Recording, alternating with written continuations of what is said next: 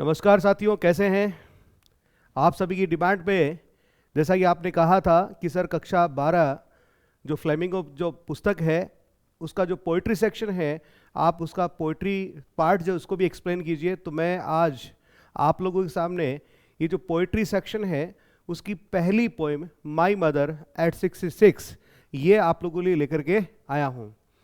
ये जो पोएम है ये कमला दास ने लिखी, आपको पता ही है। हम करने क्या वाले हैं, पहले मैं आपको ये बता दूं। आपको हम पोइट्री को बहुत ही शॉर्ट में एक्सप्लेन करेंगे क्योंकि एग्जाम का देखिए टाइम है और एग्जाम काफ़ी करीब आ चुके हैं।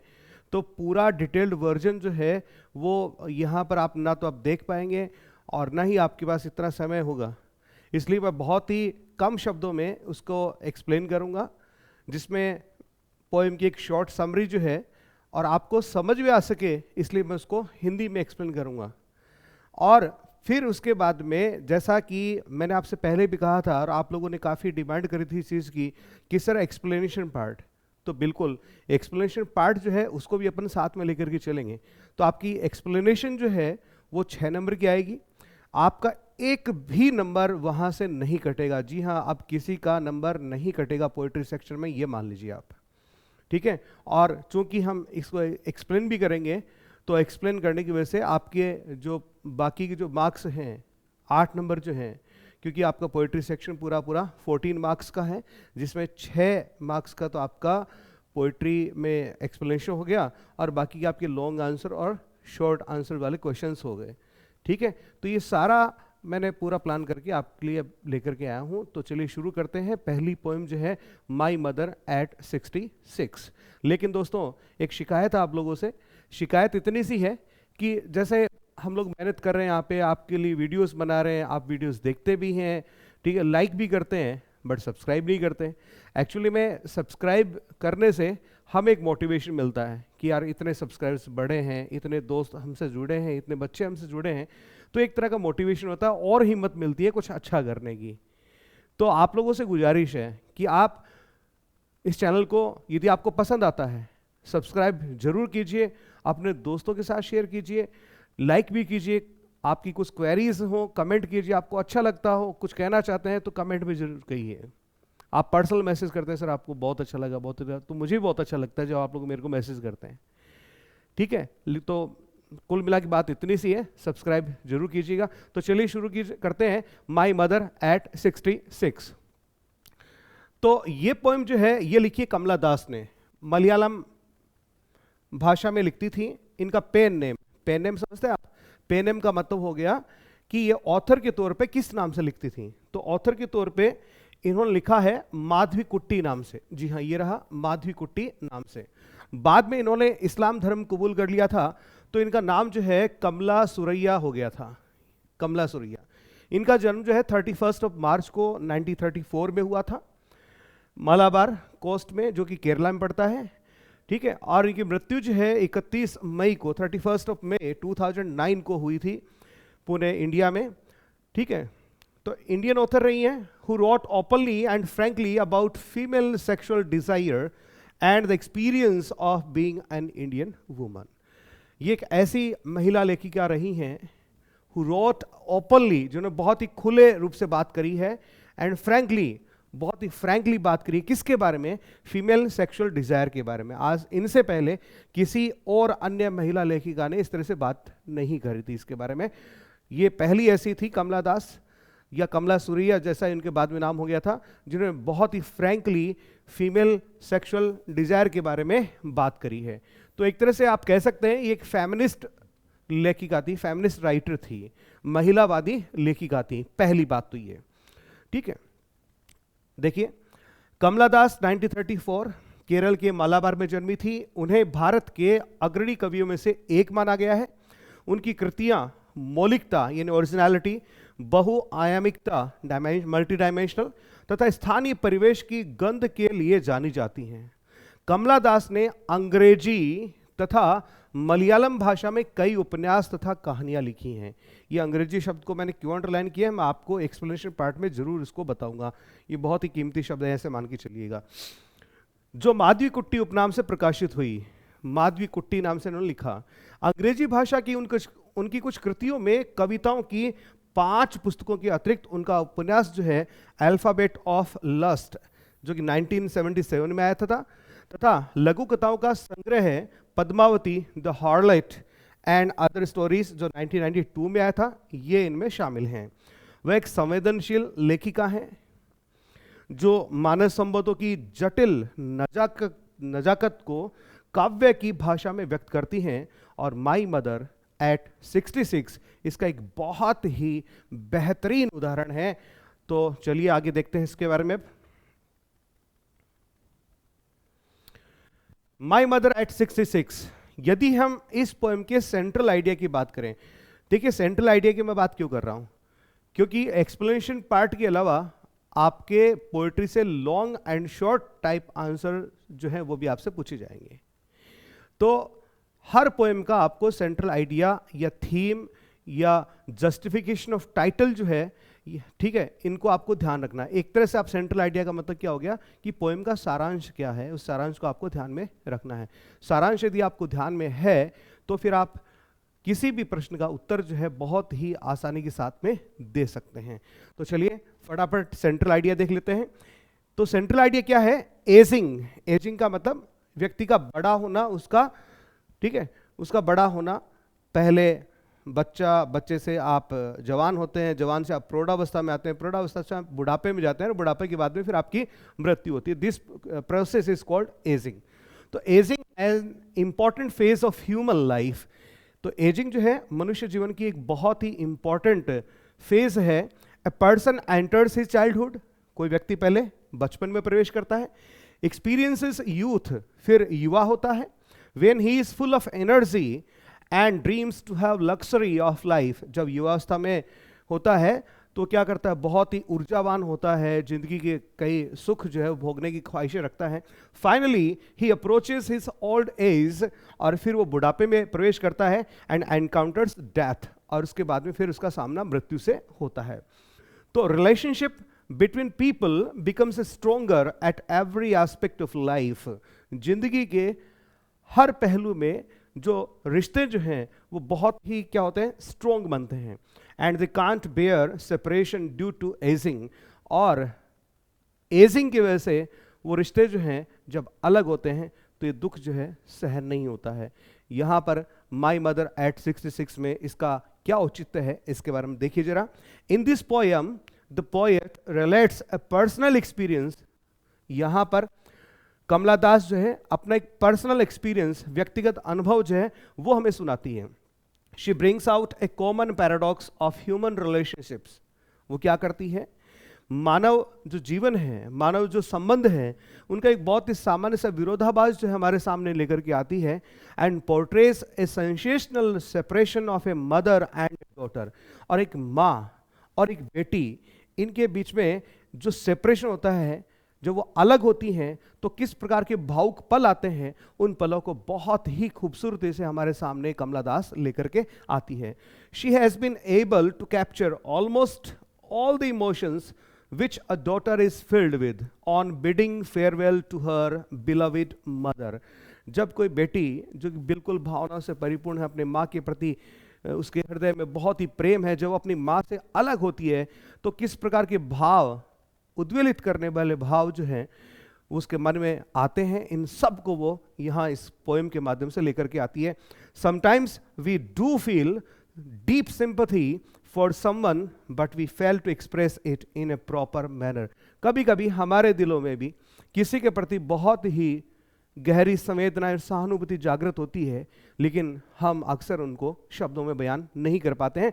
लेकिन कमला दास जो है उन्होंने इस पोएम में अपने शब्दों से जान डाल दी है, और ऐसे भावों को यहाँ पर भी उन्होंने बहुत ही अच्छे से एक्सप्लेन किया है। अब मैं इस समरी को थोड़ा सा हिंदी में आपको दे देता हूँ ताकि आपको इसको समझने में काफ़ी आसानी रहे। ठीक है, इस वीडियो के अंत तक बने रहें, लाइक कीजिए, शेयर कीजिए, और सब्सक्राइब नहीं किया है तो आप इसको सब्सक्राइब जरूर कीजिए। तो बढ़े आगे, पहले अपन इसकी हिंदी में समरी देखते हैं कि पिछले शुक्रवार को सवेरे कवयित्री कमला दास जो है अपने माता पिता के घर से कोचीन हवाई अड्डे की ओर गाड़ी चलाती हुई जा रही थी। कमला दास क्या कर रही है, गाड़ी चला रही है। ठीक है, कहाँ जा रही है, कोचीन एयरपोर्ट जा रही है। केरला का, और कहाँ से जा रही है? अपनी माँ के घर से जा रही है, ठीक है। उसकी माँ साथ में है गाड़ी में, उसकी माँ उसके पास बैठी थी, वह 66 वर्ष की थी, 66। वृद्धा ऊँग रही थी, her mother dozing open mouth, ऊँग रही थी, आधी नींद से आ रही थी, मुंह खुला होता ऐसे करके, ठीक है। उसका मुंह खुला रह गया था, उसका चेहरा पीला तथा मुरझाया हुआ दिखता था। चेहरा पीला पड़ा हुआ है, मुरझाया हुआ है, जैसे कोई डेड बॉडी होती है उस तरह से, और राख जैसा विवर्ण धूसर लगता था। ऐसा चेहरा होता है जब आपकी चेहरे की, शरीर की, त्वचा की कांति जो है गायब हो जाती है। कब गायब होती है? जब आप प्रौढ़ावस्था को पार करके अपनी बुढ़ापे की अवस्था में जाते हैं, तब होती है। ये एक लाश के समान निर्जीव प्रतीत होता है, और जैसे ही कमला दास के भीतर ख्याल आता है लाश कि मेरी माँ की ये बॉडी नहीं बल्कि डेड बॉडी है, ऐसा ख्याल आता है, तो एकदम से वो भीतर से, उसके भीतर से दुख उमड़ने लगता है। आगे देखिए फिर, उसकी माँ का निर्जीव तथा विवर्ण चेहरा उसके हृदय को दुख पहुंचाता है, और ये थॉट जैसे उसके मन में आता है तो बहुत दुखी हो जाती है। वृद्धा अपने ही विचारों में खोई हुई प्रतीत होती है, जबकि दूसरी तरफ उसकी माँ जो है अपने विचारों में विचारमग्न है, वो पता नहीं क्या सोच रही है। कवियत्री ने अपना ध्यान अपनी माँ से हटाया तथा बाहर की ओर देखा। अब वो क्या करती है? अपने इस दुखपूर्ण भाव को, इसको हटाना चाहती है, तो इसके लिए क्या करती है? अपनी नजरें जो है माँ से हटाती है और गाड़ी से बाहर की तरफ झांकती है। बाहर का संसार जीवन से भरपूर तथा गतिविधियों से भरा पड़ा था। बाहर की दुनिया उसे बहुत ही जीवन से भरपूर लाइवली लगी, गतिविधियों से फुल ऑफ एक्टिविटी लगी। उसने देखा बाहर की तरफ कि छोटे छोटे वृक्ष जो हैं पीछे दौड़ते हुए प्रतीत होते थे। अब गाड़ी जब आप चला रहे होते हैं, खिड़की से बाहर देखोगे तो जो पेड़ जो है पीछे की तरफ दौड़ते हुए महसूस होते हैं। तो ये छोटे छोटे पेड़ जो हैं, जो युवावस्था में पहुंचे हैं, वो दौड़ते हुए महसूस हो रहे हैं। तो यहाँ एक इसने प्रतीकात्मक रूप से ये कहने की कोशिश करी है कि जब हम युवा होते हैं तो हम फुल ऑफ एक्टिविटी है। दौड़ना क्या है? फुल ऑफ एक्टिविटी है, तो हम फुल ऑफ एक्टिविटी होते हैं, ऐसा बताना चाहती है। अपने घरों से बाहर निकलते हुए बच्चे जो हैं प्रसन्न दिखते थे, और उसने देखा घरों के सामने से जब गाड़ी निकली तो घरों से बच्चे जो है बाहर निकले, बड़े खुशी के मारे झूमते हुए निकलते हैं, ठीक है। जब वे हवाई अड्डे पर थे, अब पोइटेस जो है कमला दास जो हवाई अड्डे पे पहुंच जाती है, तो उन्हें सुरक्षा जांच से गुजरना पड़ा। तो वहां से सिक्योरिटी चेक होता है। तो कवियत्री अपनी माँ से कुछ गज दूर खड़ी थी, तो जब उसकी सिक्योरिटी चेक हो रही थी तो अपनी माँ से थोड़ा सा दूर खड़ी थी। उसने अपनी माँ को फिर से देखा। माँ के विवर्ण, निर्जीव तथा पीले चेहरे को देखकर वह पुनः दुखी हो गई, और जब उसने माँ के अपने चेहरे को देखा तो फिर से वही जो दुखपूर्ण विचार जो है कि मेरी माँ जो है बुढ़ापे की अवस्था में आ गई है, और अब अगली अवस्था जो है मृत्यु की है, तो मृत्यु का विचार जो है वो उसको दुखी कर गया। वैसे देखिए, मृत्यु जो है चाहे किसी की भी हो, छोटे बच्चे की हो, युवा की हो, प्रौढ़ की हो, या वृद्ध व्यक्ति की हो, मृत्यु हमेशा दुख लेकर के आती है, आंखों में आंसू लेकर के आती है। मृत्यु का भाव भी यही लेकर के आता है। तो जैसे ये भाव उसके मन में आया तो वो और फिर से दुखी हो जाती है। उसका चेहरा उस बीतती हुई शरद ऋतु के विवर्ण चंद्रमा की भांति दिखाई देता था, जिसकी चमक तथा शक्ति चूक गई हो। इसने कवियत्री के हृदय में पुरानी जानी पहचानी हुई टीस, पीड़ा या दुख जागृत कर दिया। कौन सा? वही दुख कि मेरी माँ भी एक दिन मरेगी, ये वाला। उसके बचपन के भय ने उसे फिर से जकड़ लिया। ये उसका बचपन से ही डर था उसको कि मेरी माँ एक दिन मरेगी। किंतु उसने स्वयं को नियंत्रित किया, लेकिन फिर वो अपने आप को कंट्रोल करती है कि यदि मैं ऐसे विचारों से दुखी होकर के अपना दुख यदि यहाँ व्यक्त करने लग जाऊंगी तो फिर मेरी माँ जो है वो भी दुखी हो जाएगी। इसलिए अपने जो इमोशंस हैं उसको वो काबू करती है, कंट्रोल करती है। वह सामान्य दिखने लगी, अपने आप को नॉर्मल दिखाने की कोशिश करती है। उसे अलविदा कहते समय, अपनी माँ को जब फिर वो अलविदा कहती है एयरपोर्ट से, तो उस समय उसने अपने चेहरे पर मुस्कान बिखेर ली थी, एक झूठी सी मुस्कान बिखेर लेती है, और मन में उम्मीद करती है कि हम फिर से मिलेंगे, हम फिर से मिलेंगे, हम फिर से मिलेंगे, ठीक है। तो वह अपनी वृद्ध अम्मा से फिर से मिलने की कामना करती है, ख्वाहिश व्यक्त करती है कि मैं अपनी माँ से फिर से मिल पाऊंगी, जब मैं वापस लौटूंगी तब तक ये जिंदा रहेगी, ऐसा विचार जो है वो मन में लाती है। और इस विचार के वशीभूत होकर के एक फेक स्माइल जो है अपने चेहरे पे लेकर के आती है, और इन्हीं शब्दों के साथ में आपकी पोएम जो है वो भी समाप्त होती है। थोड़ा सा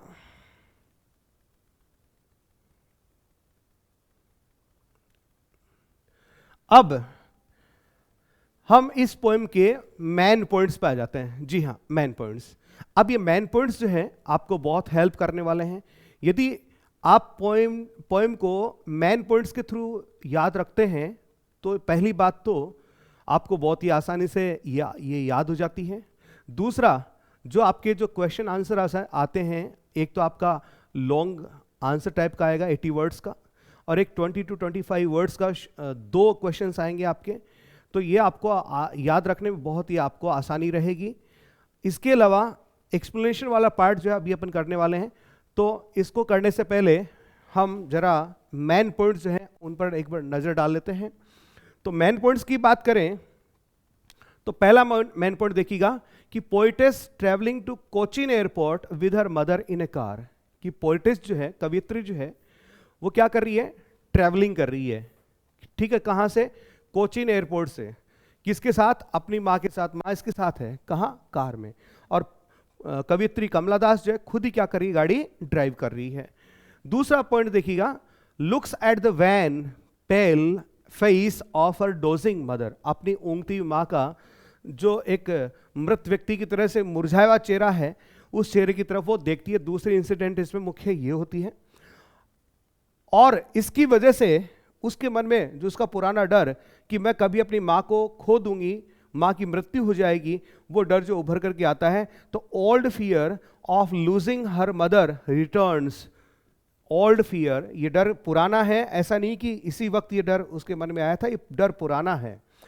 ठीक है, फिर स्प्रिंटिंग ट्रीज, पीछे भागते पेड़, एंड मेरी चिल्ड्रन, और खुश बच्चे जो हैं, provide the contrast and relief.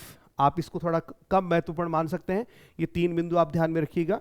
ठीक है, फिर 5वां देखिएगा, after the security check, airport पे जब सिक्योरिटी चेक होता है उसके बाद में द ओल्ड फैमिली एक्ट रिटर्न्स।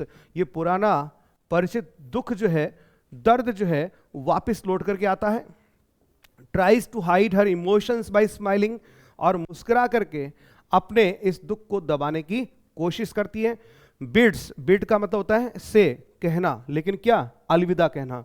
तो bids good bye to her mother with a hope to see her again, और अपनी माँ को फिर वो क्या बोलती है? गुड बाय बोलती है कि मैं आपसे फिर से मिलूंगी, इस कामना के साथ में वो अपनी माँ से क्या लेती है? विदा लेती है। तो ये अपने कुछ मुख्य पॉइंट यहां पर हो गए। अब देखिए बेटा, इन मेन पॉइंट्स के बाद में अगली चीज जो अपन फटाफट करेंगे वो है आपका एक्सप्लेनेशन पार्ट। अब एक्सप्लेनेशन के लिए पंक्तियां तो देखिए कई आएंगी। ठीक है, एक्सप्लेनेशन में जो आप एक्सप्लेन करते हैं जिन पंक्तियों को, उन एक्सप्लेन करने के अलावा जो सबसे इंपॉर्टेंट पार्ट जो होता है वो होता है आपका रेफरेंस, कॉन्टेक्स्ट, और एक और चीज जो अक्सर आप नहीं लिखते हैं, या मैं दावे के साथ कह सकता हूं आप बिल्कुल नहीं लिखते हैं, जो हम लिखेंगे और बहुत ही आसान इसको बना देंगे, और वो है क्रिटिकल कमेंट्स। तो इनके बारे में अभी अपन जानेंगे। पहले मैं आपको चंद बातें बता रहा हूं, उस पर आप एक बार गौर कर लीजिए कि जब आप एक्सप्लेनेशन लिखें तो रेफरेंस, कॉन्टेक्स्ट, कॉन्टेक्स्ट में आपको यूनिवर्सल दूंगा। यूनिवर्सल का मतलब ये हो गया कि पंक्तियां कुछ भी दी गई हो, पहली 4 पंक्तियां, अगली 4 पंक्तियां, लास्ट की कोई सी भी हो, यदि जो रेफरेंस में तैयार मैंने आप लोगों ने किया है वो यदि आप लिख करके आते हैं तो वो पूरा उस पर काम करेगा। आपको हर पंक्तियों के लिए, हर 2-4 स्टेंजा के लिए आपको अलग से रेफरेंस को और कॉन्टेक्स्ट को आपको तैयार करने की आवश्यकता नहीं है। अब रेफरेंस और कॉन्टेक्स्ट में उस पर अपन बढ़ेंगे, लेकिन बढ़ने से पहले मैं कुछ पंक्तियां आपको दिखा रहा हूं। मैंने यहां पर इस पोएम का पहला स्टेंजा चुना है एक्सप्लेनेशन पार्ट के लिए, जो आपकी साल इंपॉर्टेंट भी है। एक बार देख लीजिए कि driving from my parents home to Cochin last Friday. समझ में आ रहा है आपको कि पिछले फ्राइडे को मैं गाड़ी चला करके अपनी माँ के घर से कोचिन एयरपोर्ट जा रही थी। आई सो माई मदर बिसाइड मी, माँ मेरे बगल में थी, डोज ऊँग रही थी, ओपन माउथ, मुंह खुला था, her face ashen like that of a corpse, उसका चेहरा जो है एक लाश की तरह से बिल्कुल सूखा पड़ा था, मुरझाया पड़ा था। एंड रियलाइज्ड विद पेन, और इस बात ने मुझे बड़ा ही दुख दर्द दिया that she was as old as she looked, कि वो बहुत ही बूढ़ी दिखाई दे रही है। अब देखिए हम करने क्या वाले हैं, हम इसका एक एक्सप्लेनेशन जो है रेफरेंस टू कॉन्टेक्स्ट जो है अभी अपन प्रिपेयर करेंगे। कितने नंबर का है? 6 नंबर का है। देखिएगा कितने नंबर का है? 6 नंबर का है। अब बात यह है कि आपके 6 में से 6 क्यों नहीं आते हैं, और ऐसा हम क्या करें कि 6 में से 6 आ जाएं।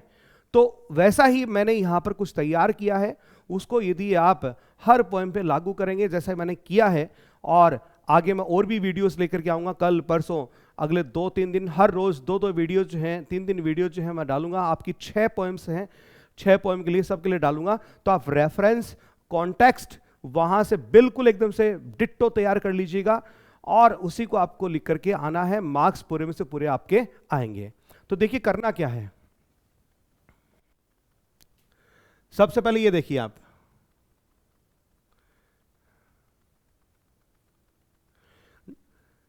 जो पंक्तियां आपको एक्सप्लेनेशन के लिए दी जाती हैं, तो सबसे पहले आप क्या करेंगे, जो पंक्तियां आपके लिए दी गई हैं उनको ऐसे इनवर्टेड कॉमास बनाएं। पहले 2 शब्द लिखे स्ट्रेंज के, फिर डॉट डॉट डॉट, फिर अंतिम 2 शब्द लिखें, और फिर से इस तरह से इनवर्टेड कॉमास लगाएं। ठीक है दोस्तों, जैसा मैंने यहां पे किया है, ड्राइविंग फ्रॉम, ये पहले 2 शब्द थे, फिर dot dot dot, she looked, ये अंतिम 2 शब्द थे। इसको मैंने विद इन इनवर्टेड कॉमास में बंद कर दिया अच्छे से। सलीके से आप इनवर्टेड कॉमास को यूज करें, फिर आप रेफरेंस लिखें। इससे पहले एक बात और, ये जो आपने ऊपर लिखा है इसको आप ब्लैक पेन से लिखें, तो ये थोड़ा चीज हाईलाइट हो जाएगी। रेफरेंस इसको भी आप किससे लिखें? ब्लैक पेन से लिखें। आप रेफरेंस में आप क्या लिखते हैं? These lines are taken from, रट रखा आपने। थोड़ा सा यहां पे विचार कीजिए, थोड़ा सा रुकिए, आप लिखिए दीज। अब लाइन्स कैसी हैं, तो ये आप पोएम से पूछिए। आपने जैसे पोएम पढ़ी, तो यहां पर जो कवियत्री जो है कमला दास जो है, ये जो पोएम जब लिख रही है तो वह कैसी है? भावुक हो रही है, इमोशनल हो रही है। तो स्वाभाविकता है ये पंक्तियां कैसी हैं? इमोशनल हैं। तो आप क्या लिखेंगे? दिस ब्यूटिफुल एंड इमोशनल, जी हां, this beautiful and emotional lines. आपने सबसे पहले किसकी विशेषता बता दी? इन पंक्तियों की विशेषता बता दी। अब शुरू से लेकर के, पहली पंक्ति से लेकर के अंतिम पंक्ति, सभी पंक्तियां कैसी हैं? इमोशनल हैं। तो आप इस चीज को यहां लिख सकते हैं। ठीक है, चाहे एक्सप्लेनेशन के लिए कोई सी पंक्ति दी जाए आप लिख सकते हैं। हैव बीन एक्सट्रैक्टेड, टेकन शब्द जो है सभी बच्चे लिख करके आते हैं यार। आप क्या taken taken, these lines are taken, these lines are taken, छोड़िए टेकन को छोड़िए। ठीक है, चाहो तो लिख सकते हो, गलत नहीं है, मैं ये नहीं कह रहा हूं गलत है। ठीक है, उससे थोड़ा सा आप आगे बढ़िए, आपकी विद्वता का प्रदर्शन कीजिए, बताइए अपने एग्जामिनर को कि देखिए मैं इस तरह से भी लिख सकता हूं, अच्छा लिख सकता हूं। तो वहां पर आप ऐसे लिखिए, दिस ब्यूटिफुल एंड इमोशनल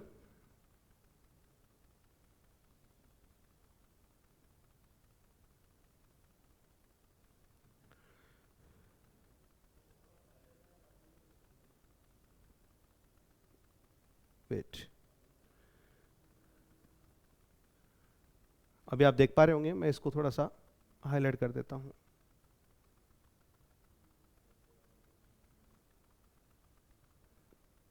अभी आप देख पा रहे होंगे अच्छे से। ठीक है, देखिएगा, तो these beautiful and emotional lines have been extracted from the poem. अब पोएम का नाम लिखिए, पोएम का नाम आप ब्लैक पेन से लिखिए और इसको सिंगल इन्वर्टेड कोमास में बंद कीजिए।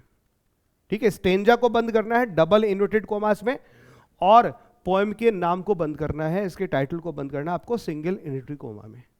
अब ये पोएम किसने लिखी है? तो आप लिखिए रिटन बाई मत लिखिए, ऑथर्ड बाई मत लिखिए, पेंड बाई मत लिखिए।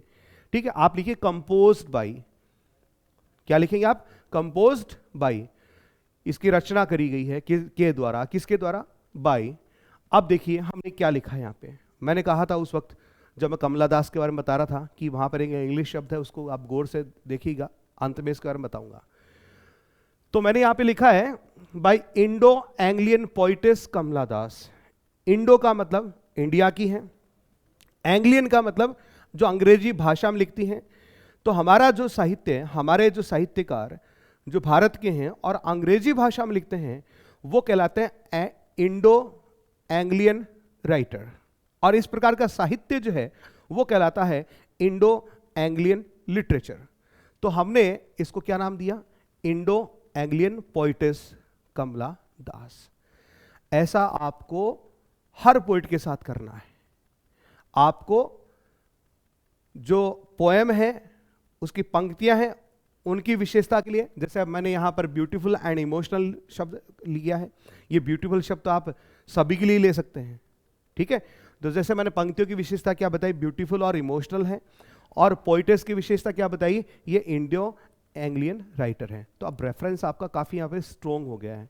एग्जामिनर जब कॉपी चेक करेगा और देखेगा यार बहुत ही शानदार इसने लिखा है, ठीक है। बाकी बच्चे क्या लिख करके आएंगे, these lines are taken from my mother at 66 written by Kamala Das, इतना सा लिख करके आएंगे। और आप यदि ऐसा लिख करके आते हैं तो आपके मार्क्स जो है बिल्कुल ही नहीं कटेंगे, अब किसी का भी नहीं कटेगा, ये ऐसे मान लीजिए 1 नंबर भी नहीं कटेगा, ठीक है। अब इसके बारे में बात करते हैं अभी कॉन्टेक्स्ट के बारे में। कॉन्टेक्स्ट में आप कुछ ऐसा लिखिए जो पूरी पोएम पर लागू होता हो, तो दैट मीन्स वो सेंट्रल आइडिया है। तो सेंट्रल आइडिया को आप कम शब्दों में लेकर के तैयार कर लीजिए। अब फायदा क्या होगा, सेंट्रल आइडिया को आप यहां पर कॉन्टेक्स्ट में भी काम में ले पा रहे हैं, ठीक है। सेंट्रल आइडिया से रिलेटेड यदि क्वेश्चन आ गया तो उसमें भी आपके काम में आ रहा है।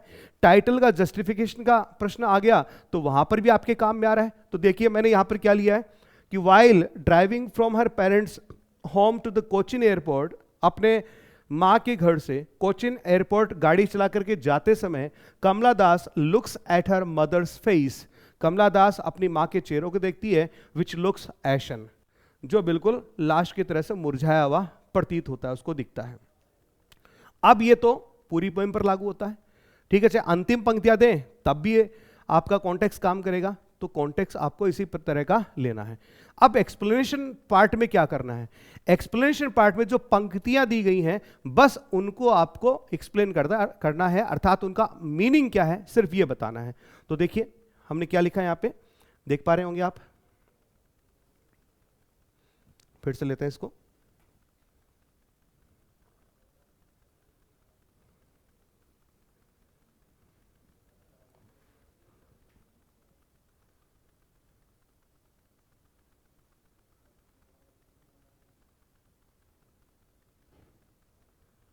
देखिए दोस्तों, एक्सप्लेनेशन हम इसे बार बार लिखते हैं, द पोइट सेज, आप पोइट का नाम भी लिख सकते हैं। तो देखिए मैंने क्या लिखा है, उसी बात को जो मैंने कॉन्टेक्स्ट में लिखी थोड़ा सा शब्दों में हेर फेर करके लिखा है बस। Kamala Das is driving from her mother's home to the Cochin airport, Kamala Das मां के घर से कोचिन एयरपोर्ट जा रही है, यही लिखा था पहली पंक्ति में। Her mother is dosing open mouth beside her, उसकी मां उसके बगल में बैठी है, ऊंग रही है, मुंह खुला है, ये भी पंक्तियों में दे रखा था। Her old mother's face is ashen like that of a dead person, एक मृत व्यक्ति की तरह से उसकी मां का चेहरा मुरझाया हुआ है, ये भी पंक्तियों में दे रखा है। One day her mother will have to die, एक दिन उसकी मां को मरना पड़ेगा। This thought occurs to her mind, अचानक से ये विचार, ये पुराना विचार था, फिर से उसके माइंड में आता है। And this causes pain to the poetess, और ये विचार इस कवियत्री को बहुत ही दुख देता है। अब लीजिए इसमें हमने क्या लिखा है, बिल्कुल बहुत ही कम शब्दों में और बहुत ही अच्छे से हमने इन पंक्तियों को क्या कर दिया है, एक्सप्लेन कर दिया है। देखिए पंक्तियों में कई बार कुछ चीजें ऐसी आती हैं कि जो आपको समझ में नहीं आई, तो यार एक आध चीज आप स्किप मार दो, उसमें कोई बड़ी बात नहीं है, ठीक है। आपका जब रेफरेंस, आपका कॉन्टेक्स्ट, क्रिटिकल कमेंट्स जब मजबूत होगा ना, तो एक्सप्लेनेशन पार्ट में यदि एक आध चीज आपने स्किप भी मार दी तो भी चलेगा, बहुत अच्छे मार्क्स आएंगे, नंबर नहीं कटेगा, मैं आपको फिर से कह रहा हूं, ठीक है। अब देखिए, अब एक अतिरिक्त चीज जो आपको क्या लिखनी है वो देखिए, क्रिटिकल कमेंट्स, एक अलग से आपको बिंदु बनाना है, उसमें 2 पॉइंट आपको एटलीस्ट बनाने हैं, ठीक है। 2 बिंदु आपको कम से कम आपको बनाने हैं। पहला आप लिखेंगे language is symbolic and figurative, symbolic का मतलब प्रतीकात्मक। तो भैया काव्य में क्या होता है, शब्दों का अर्थ नहीं होता, शब्दों का भावार्थ होता है, अर्थात जो भाषा इसमें काम में ली जाती है वो प्रतीकात्मक होती है, शब्दों का अर्थ कुछ और है और शब्दों के पीछे भाव कुछ और छिपा हुआ है, ठीक है। तो भावार्थ होता है इसका। तो एक्चुअल में प्रत्येक पोएम में आप कह सकते हैं जो आपके सिलेबस में दे रखी है वो सारी की सारी कैसी हैं, सिंबॉलिक हैं। कैसी भाषा का इस्तेमाल किया गया है, सिंबॉलिक भाषा का प्रयोग इसमें किया गया है। एंड फिगरेटिव, फिगरेटिव का मतलब जिसमें फिगर्स ऑफ स्पीच को काम में लिया गया हो। जब ये अपनी माँ के चेहरे की तुलना करती है किससे, एक डेड पर्सन से, तो वो भी क्या एक फिगर ऑफ स्पीच है। अब यहाँ पर आपसे कोई अलग अलग figure of speech, simile, metaphor, alliteration, ठीक है, इस तरह से तो आपसे पूछे नहीं जाते हैं, तो मैं इनका नाम यहाँ पे नहीं ले रहा हूँ, ठीक है। आपको बस एक शब्द दिया है मैंने, फिगरेटिव, तो आप ये लिखेंगे language is symbolic and figurative. दूसरा, स्टाइल इज ल्यूसिड, भाषा जो है, भाषा की शैली जो है बहुत ही सुस्पष्ट है। तो प्रत्येक पोएम पर ये लागू होता है। तो आपकी 6 पोएम हैं, 6 पोएम के क्रिटिकल कमेंट्स आपके लिए तैयार हैं, ठीक है। तो इस तरह से आपको क्या करना है, अपनी एक्सप्लेनेशन पार्ट को अंजाम देना है, और इस तरह से यदि आप करके आते हैं तो आप बिल्कुल इसमें 6 आउट ऑफ 6 गेन करते हैं। तो दोस्तों कैसा लगा आपको, मेरे ख्याल में बहुत ही पसंद आया होगा, ठीक है। यहां पर मैंने इस पोएम को समराइज किया है, इसकी समरी मैंने आपको बताई है, इसके आपके मेन पॉइंट्स मैंने आपको बताए हैं, और मेन पॉइंट्स के अलावा यहां पर आज हमने इस पोएम को एक्सप्लेन भी किया है, ठीक है। तो उम्मीद करता हूं ये आपको बहुत बहुत पसंद आया होगा। और अंत में जाते जाते फिर से आपसे रिक्वेस्ट करता हूं कि प्लीज इस चैनल को सब्सक्राइब कीजिए, ज़्यादा से ज़्यादा लोगों तक इस वीडियो को पहुंचाइए, शेयर कीजिए, लाइक कीजिए, और आपकी कोई क्वेरी हो तो कमेंट जरूर कीजिएगा।